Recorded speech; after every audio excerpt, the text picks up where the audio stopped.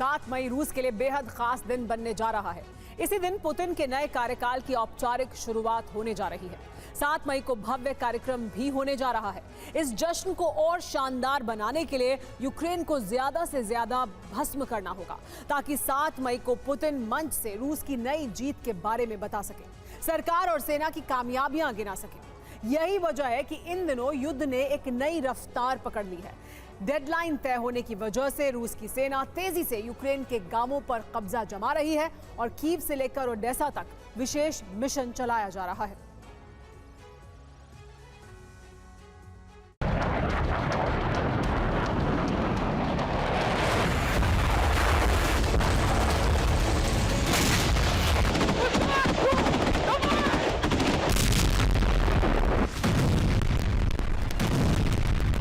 फिर नई deadline fix है।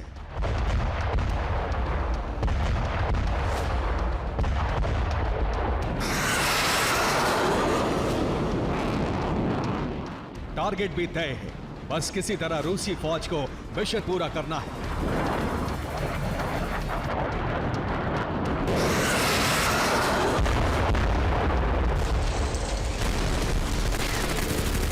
सात मई से पहले रूसी फौज को न सिर्फ युद्ध में बहुत आगे निकलना है, बल्कि यूक्रेन की जमीन पर कई जगह रूस के झंडे को फहराना है।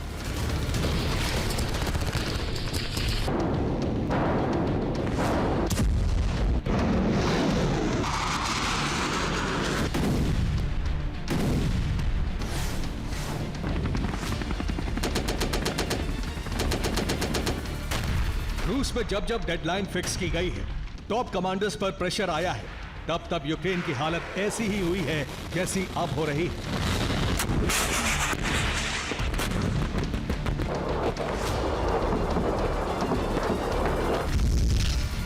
शुरुआत यूक्रेन से आई इस डरावनी तस्वीर से करते हैं। वैसी ही आग, वैसे ही काला धुआं जैसा परमाणु बम के धमाके से होता है। यूक्रेन के एक वीरान इलाके में जिसने भी धमाके को देखा उसके होश उड़ गए। कई किलोमीटर दूर से ली गई इन तस्वीरों से ऐसा ही लगता है जैसे रूस के किसी बॉम्बर ने यहां परमाणु बम गिराया है।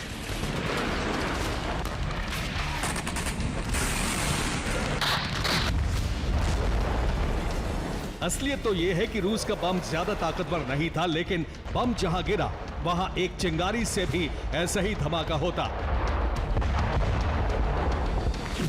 क्योंकि रूस ने हथियार के एक गोदाम पर बम गिराया। खमेलनित्स्की में नेटो के हथियार रखे गए थे। गोदाम में कई टन बारूद का भंडार मौजूद था। मिसाइल और रॉकेट का बहुत बड़ा भंडार रखा था। डिप्लीटेड यूरेनियम वाले टैंकों के गोले भी मौजूद थे। यही वजह है कि रूस के प्रहार से हवा में परमाणु बम जैसा आग का मशरूम बना।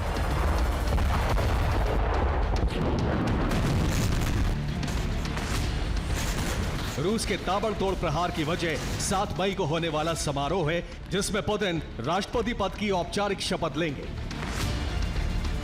रूस की सेना की कोशिश है कि इसी दिन पुतिन को जीत का बड़ा तोहफा दिया जाए, ताकि अगले कार्यकाल की शुरुआत धमाकेदार हो सके।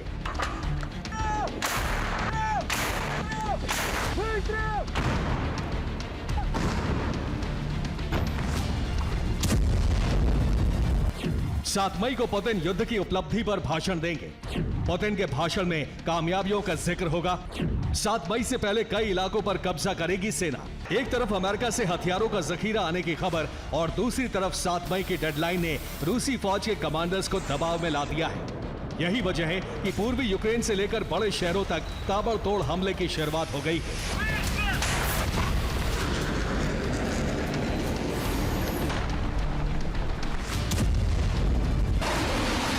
ओडेसा, कीव, खार्किव, सूमी जैसे इलाकों को जीतना अब रूस का मिशन है। रूस की Pacific fleet marine brigade Orlan drone से यूक्रेन के सैनिकों की जानकारी ले रही है। यूक्रेनी सेना के मोर्चे की जानकारी होते ही आर्टिलरी और हवा से प्रहार हो रहा है।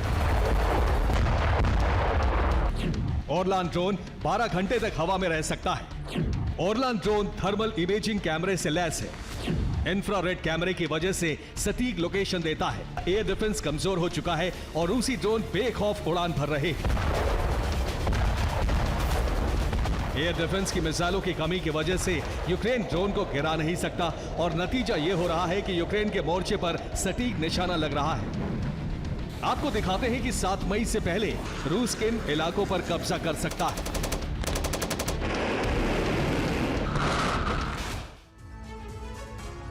रूसी सेना का टारगेट पूर्वी इलाके पर अधिक से अधिक कब्जा जमाना है। रूस की सेना फिलहाल अवदिव्का में है और ओकेरेटाइन के कुछ इलाकों में कब्जा जमा चुकी है। अब रूसी सेना का टारगेट पोक्रोस्क है। रूसी फौज को पोक्रोस्क तक आगे बढ़ना है। बाखमुत से आगे बढ़ी सेना चासिव यार्ड पर कब्जे की कोशिश में है। यहां से आगे बढ़कर रूसी फौज क्रामातोर्स्क और स्लोवियांस्क पर भी कब्जे की कोशिश में है। ताबड़तोड़ हमले के बीच यूक्रेन ने पलटवार किया है। यूक्रेन ने रूस के सोमोलेंस्क में कामिकाजे ड्रोन से हमला किया। इस हमले में 26,000 क्यूबिक मीटर तेल भस्म हो गया। यहां से सेना को तेल की सप्लाई हो रही थी। रूस के लिपेत्स्क में भी यूक्रेन का हमला कामयाब रहा। यहां एक ट्रैक्टर प्लांट पर हमला हुआ।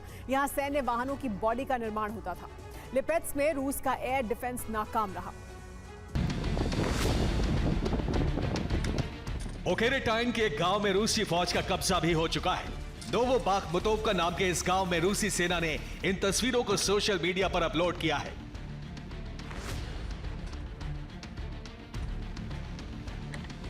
Жители Российской Федерации, сограждане, мы, батальон специального назначения «Арбат», हथियारों की कमी के चलते यूक्रेन का सेल्फ डिफेंस कमजोर है। यूक्रेन की सेना खुद को रूसी फाइटर जेट से बचाने में नाकाम हो रही है। आर्टिलरी प्रहार का माकूल जवाब नहीं दे पा रही है। रूस के ड्रोन को गिरा नहीं पा रही है। लेकिन यूक्रेन के पास अभी भी एक बेहद घातक हथियार का बड़ा भंडार है और वो है यूक्रेन के ड्रोन। रूस के ताबड़तोड़ हमले के बीच यूक्रेन का प्रतिशोध भी जारी है। रूस में लगी ये आग यूक्रेन के ड्रोन हमले का ही अंजाम है। रूस के तेल और गैस के ठिकानों पर हमले की रणनीति को आगे बढ़ाते हुए यूक्रेन को 2 जगह पर कामयाबी मिली। दोनों ठिकाने रूस की सेना से जुड़े हैं। स्मोलेंस्क से सेना तेल सप्लाई लेती थी, वहीं लिपेत्स्क की फैक्ट्री भी सेना से जुड़ी थी। रूस के मजबूत एयर डिफेंस को भेद पाना इस वक्त यूक्रेन के लिए काफी मुश्किल हो रहा है।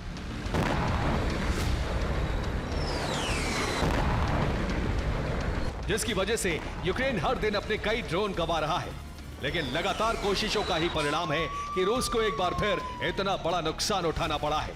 हालांकि एक ब्रिटिश अफसर ने चेतावनी दी है कि यूक्रेन में ऐसे ही हालात रहे तो रूस की जीत दूर नहीं है। ब्रिटिश अफसर के मुताबिक यूक्रेन 6 महीने तक रूस का मुकाबला कर सकता है। ब्रिटिश अफसर ने अमेरिकी चुनाव का हवाला दिया है। सत्ता बदलने के साथ अमेरिका की नीति बदल सकती है। वॉर एक्सपर्ट्स के मुताबिक यूक्रेन में बहुत बड़े पैमाने पर हथियार भस्म हो चुके हैं और लंबी खिंच रही जंग में अब नेटो और अमेरिका का टिके रहना मुश्किल हो सकता है। दूसरी तरफ रूस अपने कारखानों में लगातार हथियार बना रहा है। इसके अलावा ईरान और नॉर्थ कोरिया से हथियार मिल रहे हैं। वॉर एक्सपर्ट्स के मुताबिक रूस यूक्रेन में तेजी से कामयाबी हासिल कर रहा है और अमेरिका के नए हथियारों की बदौलत ये जंग 6 से 8 महीने और खिंच सकती है।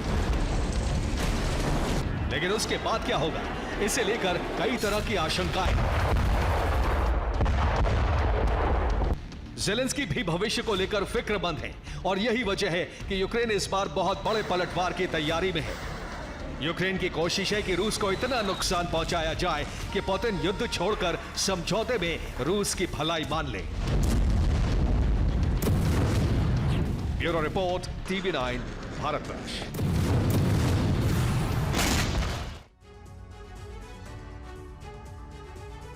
यूक्रेन ने बीते सप्ताह रूस पर 3 बड़े हमलों को अंजाम दिया। दावा किया गया कि यूक्रेनी डिफेंस ने इन तीनों हमलों में अमेरिकी लॉन्ग रेंज ब्रह्मास्त्र का इस्तेमाल किया। मगर हैरानी इस बात की है कि कल रात को ही बाइडेन ने यूक्रेन को दिए जाने वाले मिलिट्री पैकेज के आदेश पर हस्ताक्षर किए और अगले 7 दिनों में अमेरिकी हथियार कीव पहुंचेंगे। ऐसे में यूक्रेन ने बीते सप्ताह रूस की सरजमी को किन अमेरिकी हथियारों से दहलाया? आखिर यूक्रेन के पास अमेरिकी लॉन्ग रेंज मिसाइलों की खेप कब और कैसे पहुंची? आपको बता दें इसके पीछे की वजह क्या है। बाइडेन ज़ेलेंस्की के बीच हुआ सीक्रेट सौदा जो 43 दिन पहले हुआ। आखिर कैसे, आप भी देखिए।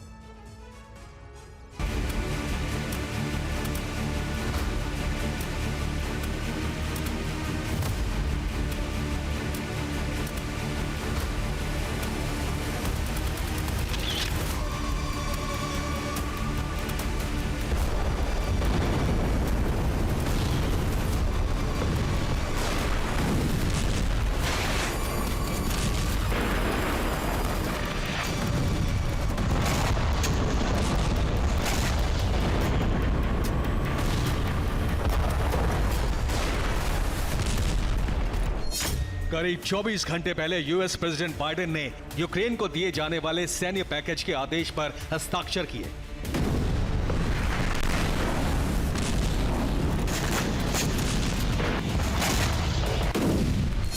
बाइडेन के सिग्नेचर के साथ ही यूक्रेन को दिए जाने वाले हथियारों की लिस्ट जारी की गई। मगर जैसे ही हथियारों की लिस्ट सामने आई, उसमें एक नाम नदारद था और वो था अमेरिका की long range attack MS tactical ballistic missile का।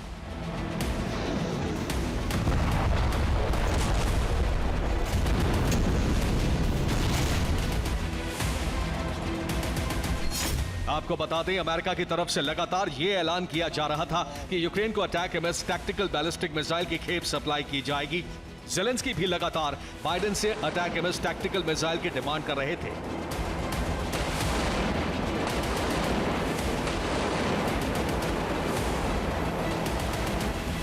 ऐसे में आशंका जताई जाने लगी कि क्या आखिरी वक्त में प्रेसिडेंट बाइडेन अपने वादे से मुकर गए? क्या पेंटागन ने जानबूझकर long range attack MS missile की खेप यूक्रेन को नहीं दी? तो आपको बता दें, इस बार बाइडेन ने हथियारों की डिलीवरी पर यूक्रेन को दिए जाने वाले मिलिट्री पैकेज में बड़ा खेल किया।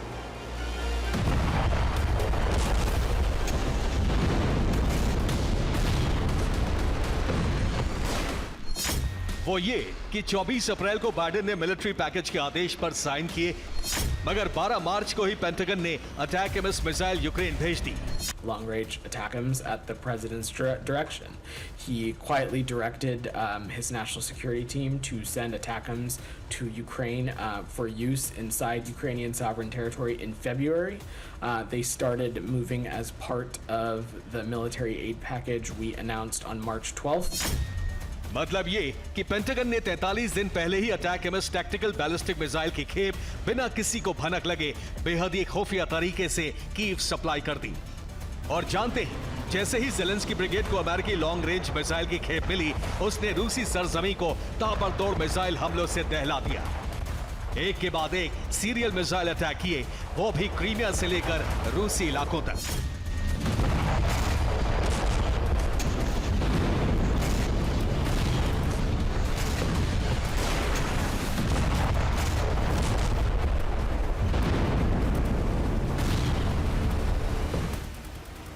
आप ये जानकर हैरान रह जाएंगे कि यूक्रेन ने attack MS tactical ballistic missile के जरिए 3 दिनों में 3 बड़े हमलों को अंजाम दिया था। आखिर कब, कहां और किस अंदाज में, यह भी जान लीजिए।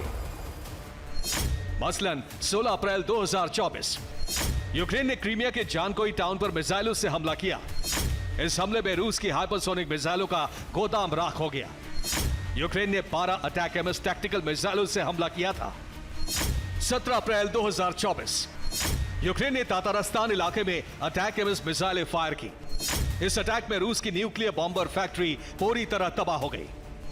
19 अप्रैल 2024 क्रीमिया के पास यूक्रेन ने रूसी बॉम्बर को आसमान में मार गिराया। दावा है कि Tu-22M बॉम्बर को अटैक एमएस मिसाइल से उड़ाया।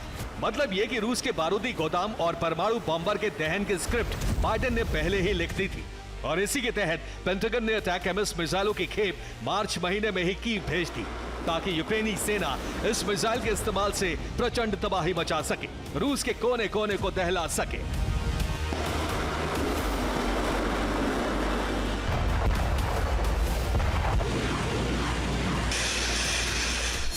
दरअसल अटैक एमएस मिसाइलों को यूक्रेन भेजने से जुड़ी एक शर्त रखी गई, वो ये कि यूक्रेन इन मिसाइलों का इस्तेमाल सिर्फ अपने इलाके में करेगा।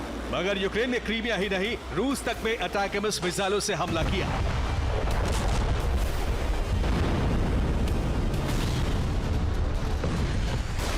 जानते हैं क्यों? दरअसल इसके पीछे की वजह है रूसी डिफेंस की तरफ से नॉर्थ कोरियाई मिसाइलों का इस्तेमाल करना। That shipment started moving in March as part of the PDA that the president authorized on March 12th, and those missiles have arrived in Ukraine. This followed Russia's procurement and use of North Korea's ballistic missiles against Ukraine, as well as Russia's renewed and escalating attacks against civilian infrastructure in Ukraine.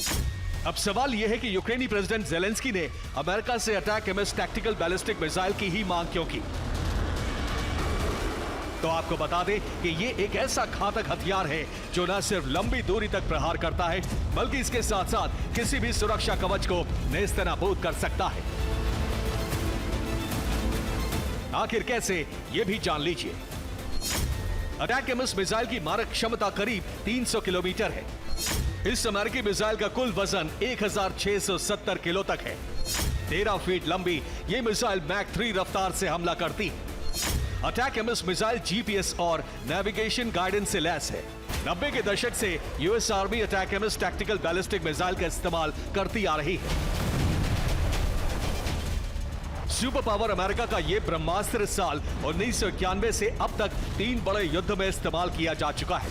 पहला gulf war, दूसरा Afghanistan war और तीसरा Iraq war. इन तीनों war front पर America की अटैकम्स tactical ballistic missile का बारूदी trailer बेहद ही विनाशक रहा। शायद तभी बाइडेन का ये अस्त्र ज़ेलेंस्की के लिए गेम चेंजर साबित हुआ। अब ये देखना होगा कि अभी तो अमेरिका के एक हथियार ने ही रूसी डिफेंस को चारों खाने चित्त कर दिया। ऐसे में अगले 7 दिनों में यूक्रेन को जो हथियार अमेरिका से मिलने वाले हैं, उससे रूसी सरजमी का दहलना तय माना जा रहा है। Bureau report, TV9 Bharat.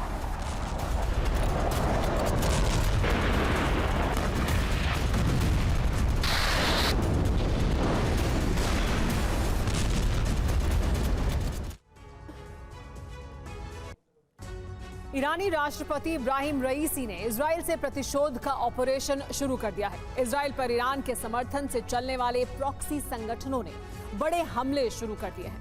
Hezbollah और हूती ने इजरायली टारगेट पर बारूदी वर्षा तेज कर दी है। लाल सागर से लेकर इजरायली शहरों तक मिसाइलों के प्रहार हो रहे हैं। इजराइल पर 3 फ्रंट वॉर में घिर चुका है और हर दिन ये जंग तेज होने की आशंका जताई जा रही है।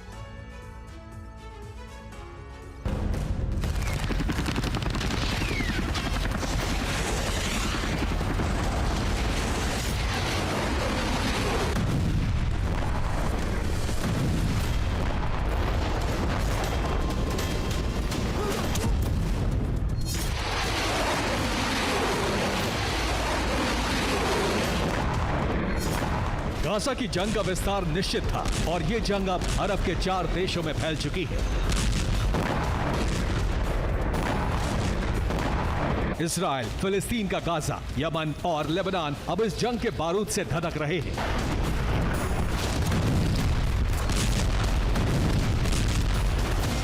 ईरान के राष्ट्रपति इब्राहिम रईसी के इशारे पर हिजबुल्लाह ने इजराइल पर रॉकेट और बड़े मिसाइल हमले तेज कर दिए हैं।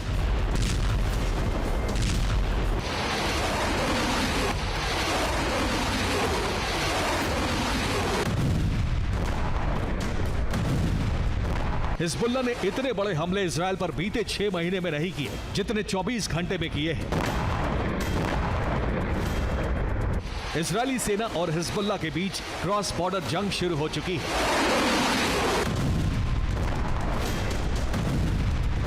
ये जंग उस वक्त शुरू हुई है जब इजराइल राफा पर हमला करने की तैयारी में है।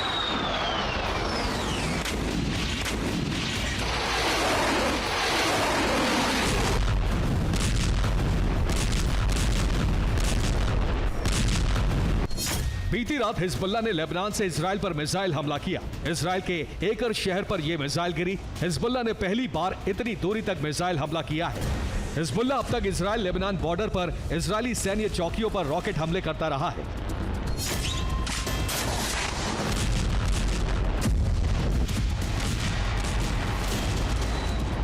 किरियत शमोना जैसे शहरों में उसके रॉकेट गिरते रहे, लेकिन अब उसके रॉकेट हमलों की रेंज बढ़ती जा रही है।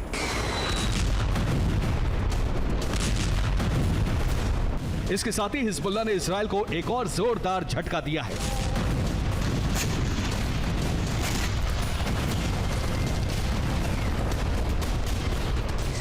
लेबनान में हिजबुल्लाह ने इजरायली हर्मीज ड्रोन को मार गिराया है। इससे इजराइल और लेबनान में तनाव काफी बढ़ गया है। हिजबुल्लाह लड़ाकों ने सतह से हवा में मार करने वाली मिसाइल से दक्षिणी लेबनान के ऊपर उड़ रहे हर्मीज 450 ड्रोन को नष्ट कर दिया। हिजबुल्लाह की इस सफलता को इजराइल के लिए काफी बड़ा झटका माना जा रहा है।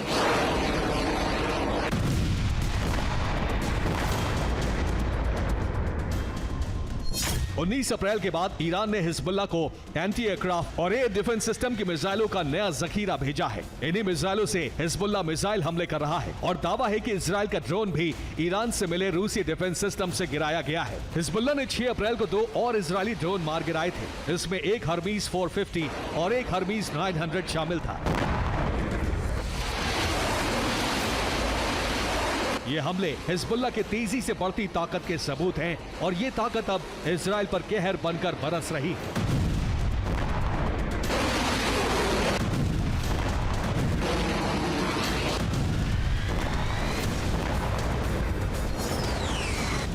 इजराइल ने भी हिजबुल्लाह पर बड़े पलटवार किए हैं। ये हिजबुल्लाह के ठिकानों पर इजरायली हमलों की तस्वीरें हैं। लेबनान के हुसैन अली अजकुल में इजराइल ने हिजबुल्लाह के ठिकानों पर बमबारी की है। इजराइल के रक्षा मंत्री योव गैलेंट ने कहा है कि इजरायली सेना ने दक्षिणी लेबनान में हिजबुल्लाह के आधे कमांडरों को मार डाला है। इजराइल ने हिजबुल्लाह पर हमलों को कामयाब बताया है, लेकिन अब इजराइल 3 फ्रंट से युद्ध में उलझ गया है।